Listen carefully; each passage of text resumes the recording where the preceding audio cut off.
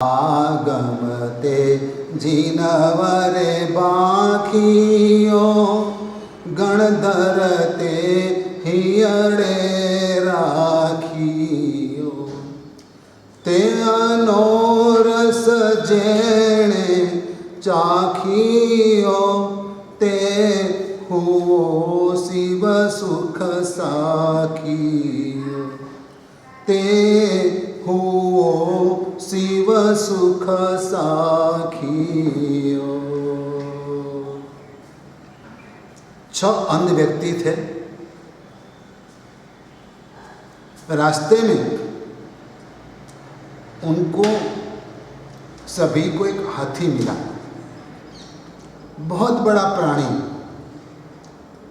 और ये व्यक्ति 6 जो थे और 6 मनुष्य वह अंध थे। एक व्यक्ति ने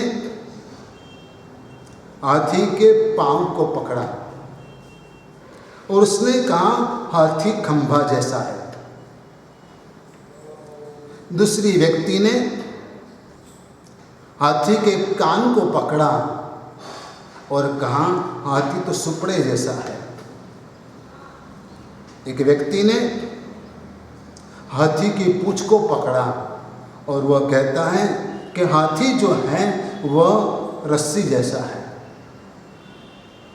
एक व्यक्ति ने हाथी के पेट को पकड़ा और उस पेट को छूकर कहता है हाथी तो नगाड़ा जैसा है। एक व्यक्ति ने हाथी की सूंड को पकड़ा और वह कहता है नहीं, हाथी तो अजगर जैसा है। और अब आप मुझे बताइए कि उसमें से कौन गलत था। एक भी व्यक्ति गलत नहीं। जिसको जो मिला वह पकड़ के उसने अनुमान लगाया कि हाथी ऐसा है। क्यों? कि वह देख नहीं पाते थे। दुनिया के अंदर आत्मा के बारे में बहुत सारा चिंतन किया गया है और ये सृष्टि के बारे में भी चिंतन किया गया है। मनुष्य ऐसा प्राणी है जो बुद्धिमान है और उसने सृष्टि के बारे में चिंतन किया है। सृष्टि का रहस्य क्या है वह जानने का प्रयास किया है। कई संत, कई महापुरुष ये मार्ग पर चले, उन्होंने साधना की और सृष्टि का रहस्य जानने का प्रयास किया। वह सब अपनी क्षमता के अनुसार जो कुछ भी जान पाए उसके आधार पर उन्होंने अपने अपने मत की स्थापना की और कोई निश्चय पर आ गए कि बस सृष्टि ऐसी है, आत्मा का ऐसा स्वरूप है और उसे दर्शन कहते हैं, उसे विजन कहते हैं। सृष्टि में इस दुनिया के अंदर ऐसे कई दर्शन हैं, लेकिन मुख्य 6 दर्शन है। सरदर्शन जिसे कहते हैं। इस स्वेदांग सूत्र के अंदर यह बात महत्वपूर्ण रूप से बताई गई है। स्वेदांग सूत्र के 3 नाम हैं। सूत्रकृतांग सूत्र, सूत्रकृत यानी कि सूत्र के अनुसार जिसका तत्वावबोध किया जाता है उसे सूत्रकृत कहते हैं।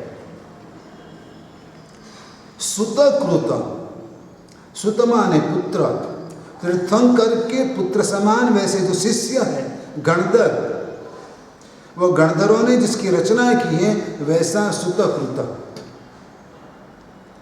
तीसरा नाम है सूचकृत, जिसमें अन्य परंपरा की जो मान्यता है, अन्य दर्शन है, वो अन्य दर्शन और जिन दर्शन स्याद्वाद दर्शन, अनेकांत दर्शन, इसका जिसमें सूचन किया गया है वो सूचकृत, वह सूचकृत। अब 6 व्यक्ति जो अंध थे उन्होंने हाथी का जो निरूपण किया वो सभी ने अपने अपने हिसाब से किया। जिसके हाथ में जो आया वो पकड़कर उन्होंने अनुमान लगाया कि हाथी ऐसा है। लेकिन उस वक्त वहाँ पर एक दृष्टि वाली व्यक्ति जो देख पाता है और वो आता है और कहता है नहीं, ऐसा नहीं है, सिर्फ ऐसा नहीं है, लेकिन इससे भी बहुत कुछ है। हाथी खंबे जैसा है, बात सही है आपकी, लेकिन हाथी रस्सी जैसा भी है, हाथी नगाड़ा जैसा भी है, हाथी सर्प जैसा भी है, हाथी सुपड़े जैसा भी है। 6 व्यक्ति जो अंध थे वो परेशान हो गए, हैरान हो गए कि ये क्या है। तो कि हाँ, क्यों कि आप पूरे हाथी को एक साथ देख नहीं पाते हो और मैं संपूर्ण रूप से हाथी को देख पाता हूँ। हाथी इस सभी का मिला हुआ परिणाम है। आप 6 की जो बातें हैं वह सभी की बातों को यदि मिलाया जाए तब एक हाथी का स्वरूप प्रकट होता है। तीर्थंकर भगवान महावीर सर्वज्ञ थे, उनको सृष्टि का सारा तत्वज्ञान समझ में आ गया था और इसलिए भगवान महावीर ने किसी को भी यही नहीं कहा कि तू गलत है। खंबा जैसा हाथी है वैसा बोलने वाला भी सच है, सही है, उनकी बात भी सही है, और नगाड़ जैसा हाथी है वैसा बोलने वाले की बात भी सही है, क्योंकि कुल मिलाकर हाथी होता है। भगवान ने कहा तू भी सही है, तू भी सही है। स्याद्वाद, भगवान ने कौन सा वाद प्ररूपित किया? स्याद्वाद। हाँ है, तेरी बात भी सही है, लेकिन तेरी ही बात सही नहीं। भगवान महावीर ये कहते थे कि जो सत्य है वह भगवान है। भगवान महावीर ने कभी ऐसा नहीं कहा जो मैं कहता हूं वही सत्य है, जो सत्य है वह मेरा है, जो सत्य है वह मेरा है, बाकी मेरी बात ही सच है, वो भगवान महावीर ने कभी नहीं कहा। भगवान महावीर ने जो कुछ भी कहा वह अनेकांत दृष्टि से कहा, अनेक एंगल से कहा। जैसे कि आप हो एक व्यक्ति, लेकिन आप किसी के बेटे हो, किसी के बाप भी हो, किसी के बहने हो तो किसी के साले भी हो। आप व्यक्ति एक हो, लेकिन अलग अलग व्यक्ति के लिए आपका रिश्ता अलग अलग है। व्यक्ति एक, लेकिन यदि आपका बेटा अपने दादा से झगड़ा करे कि आप मेरे पापा को बेटा क्यों कहते हो, नहीं कहने का, नहीं, वह गलत है, वो एकांत बात आ गई। लेकिन भगवान कहते हैं कि यह भी सच है वो भी सच है, इसलिए उसे अनेकांतवाद कहा जाता है। अनेक दृष्टि से देखा जाए, सृष्टि के सत्य को एक रूप से देखना मुश्किल है। यदि पृथ्वी का जो बॉल रहता है, वर्ल्ड का बॉल जो स्कूल में रखते हैं, और यदि मेरे सामने वो बॉल पड़ा है तो मुझे इंडिया दिखाई देता है, सामने वाले को इंडिया नहीं दिखाई देगा। तो क्या सृष्टि में, ये दुनिया में, ये वर्ल्ड में इंडिया नहीं है?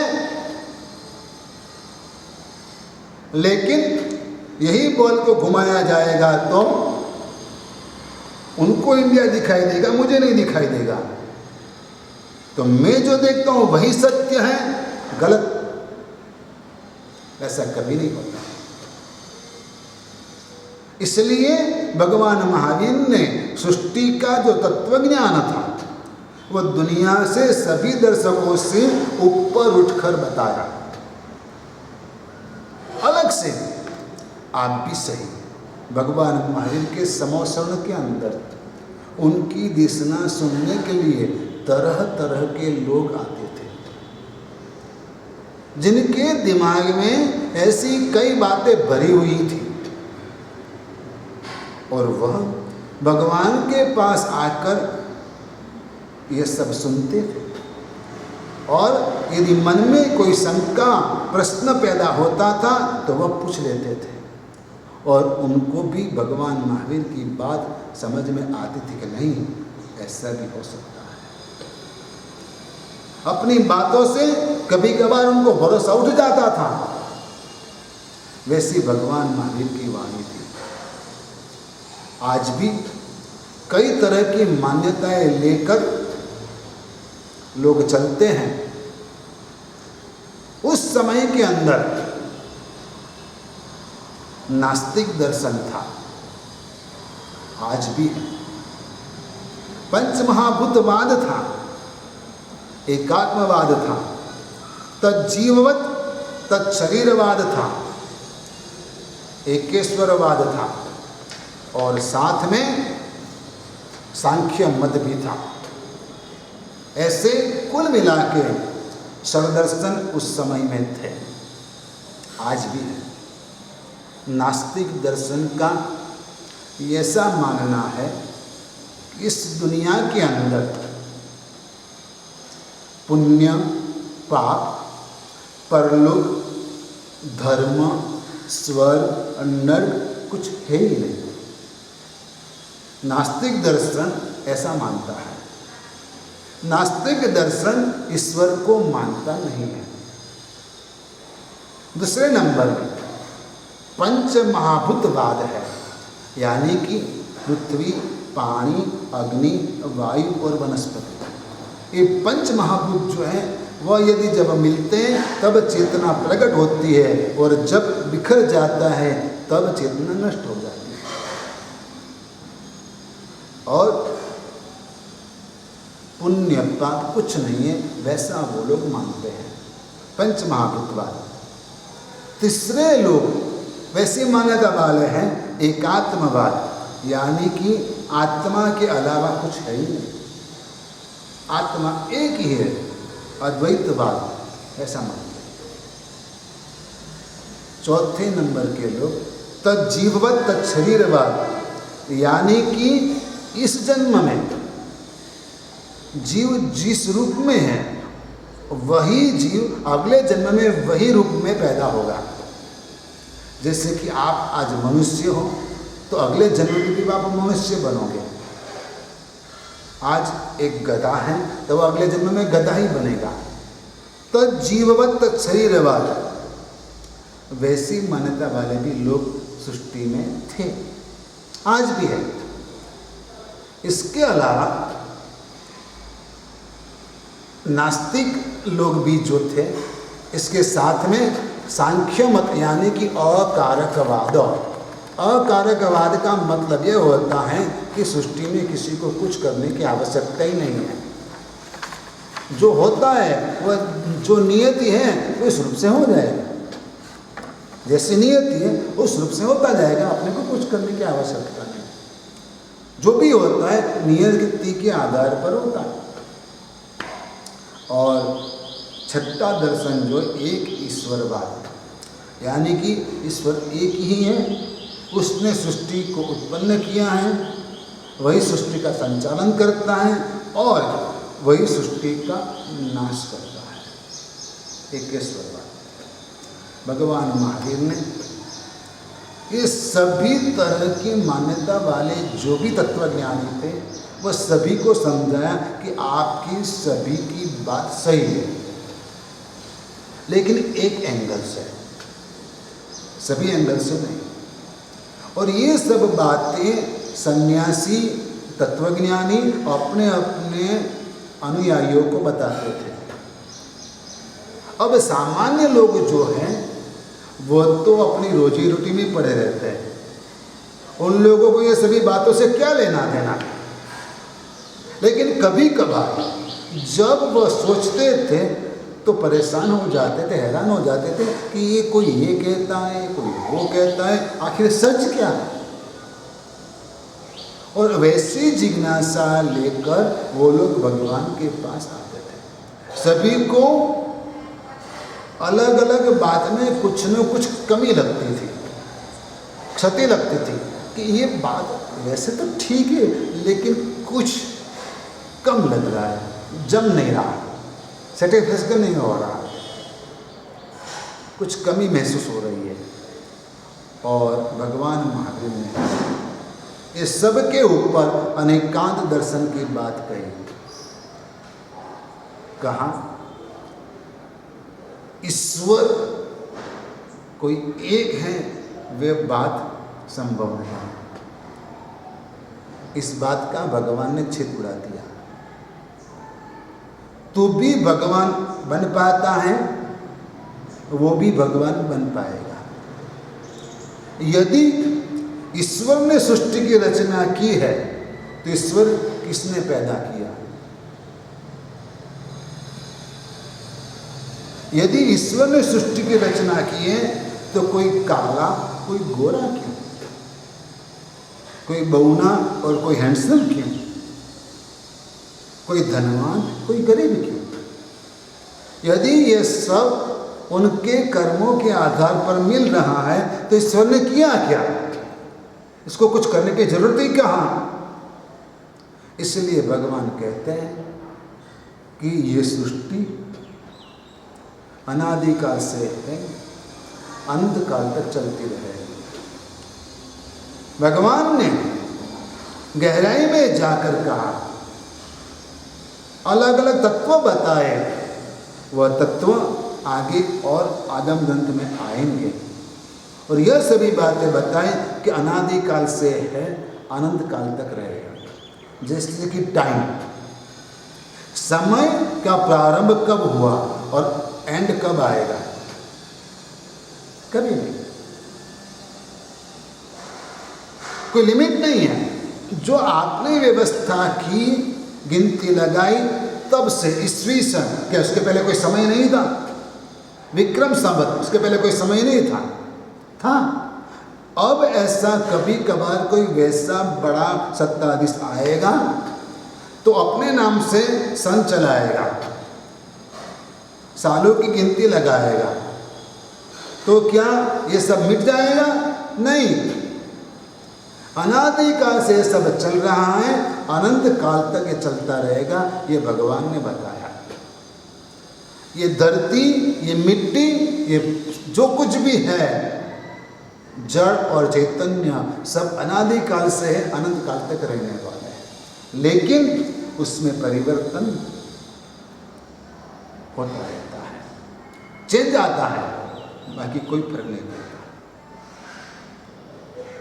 जो नियतिवादी है उसको कहा भगवान महावीर ने कि कोई भी एक कार्य संपन्न होने में कोई एक कारण नहीं होता है, अनेक कारण होते हैं। 5 समवाय कारण है, उसमें से नियति एक कारण है, लेकिन सिर्फ नियति से ही सब चलता है, वह बात गलत है। यदि नियति से सब जब होता तो पुरुषार्थ का मतलब क्या? नियति का आधार क्या? तो नियति सबकी एक जैसी होनी चाहिए, वो तो है नहीं। आज कोई भूखा सो जाता है और कोई दुगुना खा के सो जाता है। कोई पेट भरने के लिए भागता है और कोई हजम करने के लिए भागता है।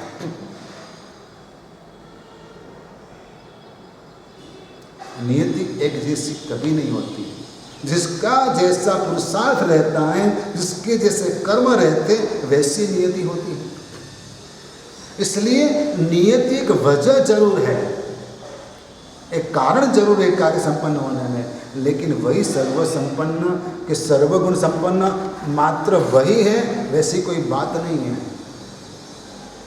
भगवान ने कहा तज्जीव तत्शरीरवत, यानी कि जो आज जैसा है वही आगे जाके वही होगा, मनुष्य मर के मनुष्य होगा, वह संभव है। मतलब कि जो मनुष्य वर्तमान जीवन में सरलता से जीवन जीता है, उसका नेचर सरल है और धर्म कार्य करता रहता है, तो वह मनुष्य मर के वापस मनुष्य हो पाता है। लेकिन मनुष्य ही होगा वैसा नियम नहीं है। जो पशु वर्तमान में पशु जैसा ही जीवन जीता है, माने उसकी सोच, उनका व्यवहार वैसा निम्न कक्षा का है, तो वो मर के वापस पशु ही होगा। लेकिन जो पशु भले ही अभी पशु के देह में है, लेकिन वह अच्छे ढंग से रहता है। जैसे कि कई प्राणी ऐसे हैं कि जो आपके साथ अच्छा व्यवहार करते हैं। एक कुत्ता जो आपसे प्यार भी करता है, दूसरा कुत्ता जो आपको काटता भी है। तो जो प्यार करता है वह कुत्ता मर के वापस कुत्ता ही होगा, वैसा नियम नहीं है। वह मनुष्य भी हो सकता है। इसलिए भगवान ने कहा वैसा कोई नियम नहीं है कि आज जैसा तू है कल वैसा ही तो रहेगा। आज कई लोग वैसे मान्यता रखते हैं कि 5000 साल का एक युग है और आज मैं प्रवचन दे रहा हूँ तो वापस 5000 साल के बाद भी मैं ऐसी रूप से यहाँ पर मैं प्रवचन दूंगा। वैसे मान्यता लोग धराते हैं, लेकिन वह दिमाग में बैठती नहीं है बात, चलती है बात, क्योंकि उनकी पहुंच इतनी है, उनकी दृष्टि इतनी ही है, इसलिए वो वहाँ तक ही पहुँचेंगे। लेकिन भगवान महावीर ने जो कर्म सिद्धांत बताया, दुनिया के सभी धर्मों से अलग, जो गहराई से बताया, उसके सामने किसी की भी बात टिक नहीं पाती है। एकात्मवाद, किसी ने कहा आत्मा एक है, भगवान ने कहा बात सही है कि इस वर्ल्ड के अंदर आप भारत देश में रहते हो तो आप भारतीय हो और भारतीय रूप से आप सब एक हो, लेकिन व्यक्ति के रूप से तो आप अलग अलग हो ना। ठीक वैसे आत्म तत्व जो है वो तत्व के हिसाब से आप एक हो, लेकिन इंडिविजुअल तो आप अलग अलग हो। वो भगवान महावीर ने बताया आत्मा एक है, उसका मतलब यह है, लेकिन अनंत आत्मा इस सृष्टि के अंदर है। भगवान महावीर का जो दृष्टिकोण था वह यह था, पंच महाभूतवाद। भगवान ने कहा यह सब माध्यम है, साधन है। क्या है? वह सब साधन है, लेकिन वही आत्मा है, उसमें से आत्मा पैदा होती है। वैसी कोई बात समझ में नहीं आती। आत्म तत्व अलग है, जो चैतन्य स्वरूप है।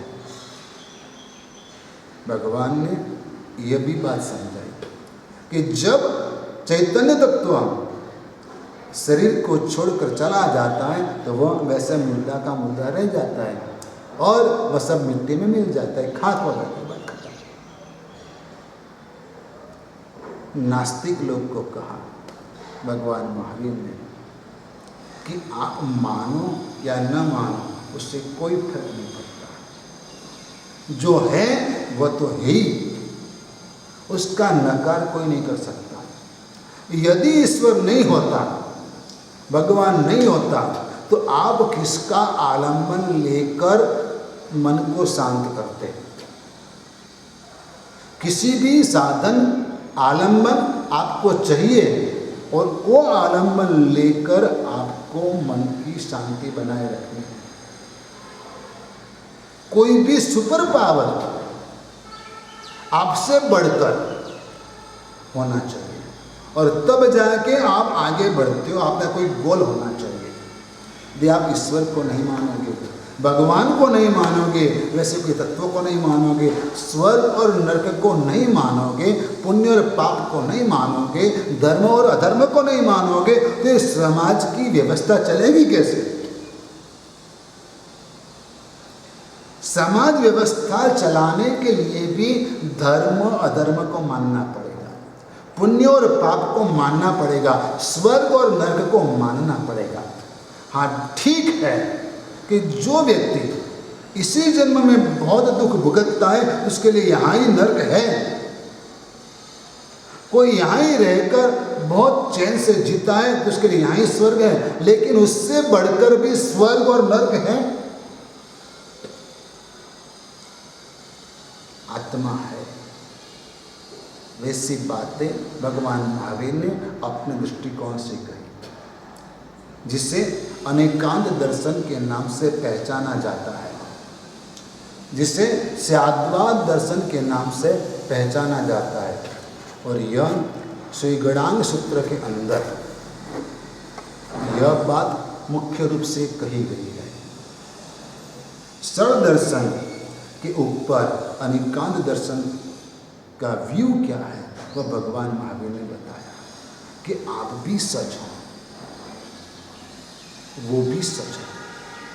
पांव पकड़ के कहने वाला कि हाथी खंभा जैसा है तो वह भी सच है। पूंछ पकड़ के कहने वाला कहता है कि हाथी रस्सी जैसा है तो वह भी सच है। पेट पकड़ कर कहने वाला कहता है कि हाथी नगाड़ा जैसा है तो वह भी सच है, लेकिन वही सच नहीं है, उतना ही सच नहीं है। सत्य बहुत बड़ा और गंभीर है। शब्द की मर्यादा में सत्य कभी बंधन में आता नहीं। कोई एक सेंटेंस आप बोलोगे तो वो पूर्ण सत्य कभी नहीं हो पाएगा। जैसे कि ये मेरे पिता है, वो मैंने बोला तो वो मेरे लिए सत्य है, लेकिन मेरे बेटे के लिए वो तो दादा है, तो वो तो झूठ हो गई ना बात। इसलिए आपका सत्य अलग है, मेरा सत्य अलग है, उसका सत्य अलग है।